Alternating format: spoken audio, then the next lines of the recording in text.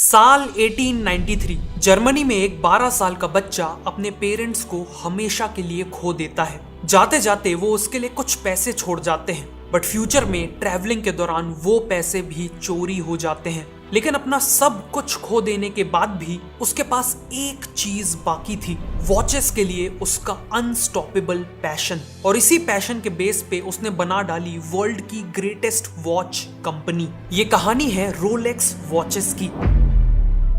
Germany में केवल 12 साल के हांस विल्सडॉर्फ अपने माता पिता की डेथ के बाद एक ऑर्फन बन चुके थे और उनके फ्यूचर में केवल अंधेरा ही अंधेरा था। ऐसे में रिलेटिव्स ने हांस के पेरेंट्स का बिजनेस बेच दिया और उन्हें बोर्डिंग स्कूल में डाल दिया।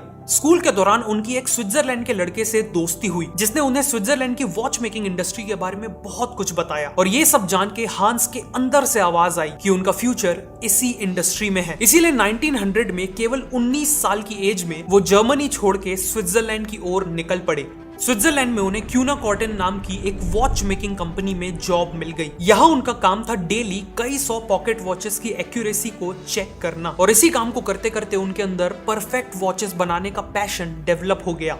1903 में उन्होंने लंदन जाके सेटल होने का डिसीजन लिया, लेकिन इसी जर्नी में उनके साथ एक बहुत बड़ा हादसा हो गया।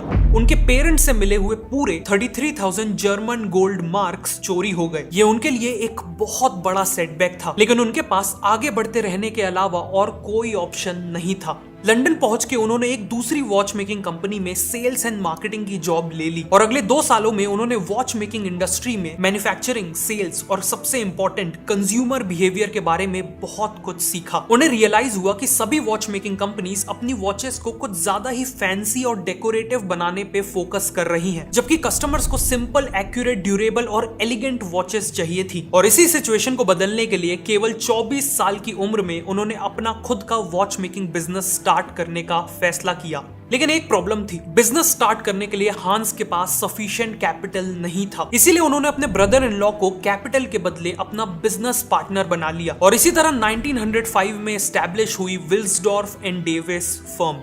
सबसे पहले उन्होंने देखा कि ट्रैवलर्स को एक वॉच कैरी करने की बहुत जरूरत होती है ताकि वो टाइम पे ट्रेन्स या बसेस पकड़ सकें और अपनी डेस्टिनेशन तक टाइम पे पहुंच सकें। इसीलिए उन्होंने स्पेसिफिकली ट्रैवलर्स के लिए पॉकेट वॉच बनाने का फैसला किया। उन्होंने नॉर्मल वॉचेस के कंपैरिजन में इस वॉच का साइज छोटा रखा ताकि ट्रैवलर्स इसे इजीली कैरी कर सकें और साथ में इसका पाउच हाई क्वालिटी लेदर से बनाया ताकि प्रीमियम दिखने के साथ साथ ट्रैवलिंग के दौरान ये टूटे नहीं। उन्होंने इस वॉच का नाम रखा पोर्टफोलियो पॉकेट वॉच और कंपनी के फर्स्ट प्रोडक्ट के हिसाब से ये काफी सक्सेसफुल हुई।